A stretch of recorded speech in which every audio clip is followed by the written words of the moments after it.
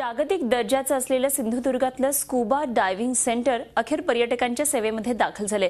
पर्यटक आता समुद्राखालची दुनिया, याची देही, याची डोळा पाहू शकणार आहेत। प्रेक्षक हो, चला आपणही मजा घेऊया स्कूबा डायव्हिंगची। मालवणच्या स्कूबा डायव्हिंग सेंटरमध्ये आता पर्यटकांना समुद्राखालचं जग अनुभवता येणार आहे। आशिया खंडातलं हे एकमेव अत्याधुनिक स्कूबा डायव्हिंग सेंटर आहे। त्यासाठी तारकर्ली देवबाग हद्दीवर सुमारे 10 कोटी रुपये खर्चून प्रशस्त आणि दिमाखदार वास्तू उभी राहिली आहे। पण उद्घाटन मात्र रखडलं होतं। मुख्यमंत्री देवेंद्र फडणवीस यांनी याची दखल घेऊन हे सेंटर सुरू करण्याचे आदेश दिलेत। या सेंटरचा उद्घाटन सोहळा नंतर करण्यात येणार आहे।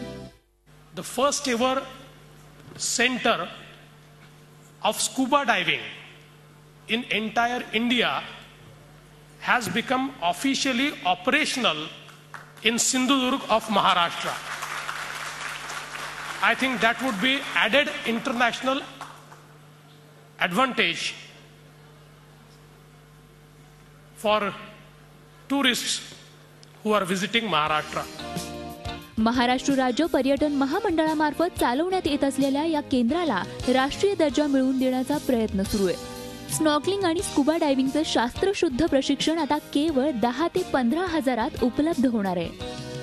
इथं आल्यावर तो सागरी पर्यटनामधलं बोट चालवण्याचं असू द्या, बोट सेफ्टीचं असू द्या, डॉल्फिन वॉच कसं करायचं, जेट स्कीज कशा चालवायच्या, पॅरासेलिंग कसं करायचं, स्कूबा डायव्हिंग कसं करायचं, स्नॉर्कलिंग कसं करायचं, पर्यटकांशी कसं बोलायचं, या हॉस्पिटॅलिटी मॅनेजमेंट या वेगवेगळ्या प्रकारचं आपण त्या संस्थेमार्फत ट्रेनिंग देणार आहे।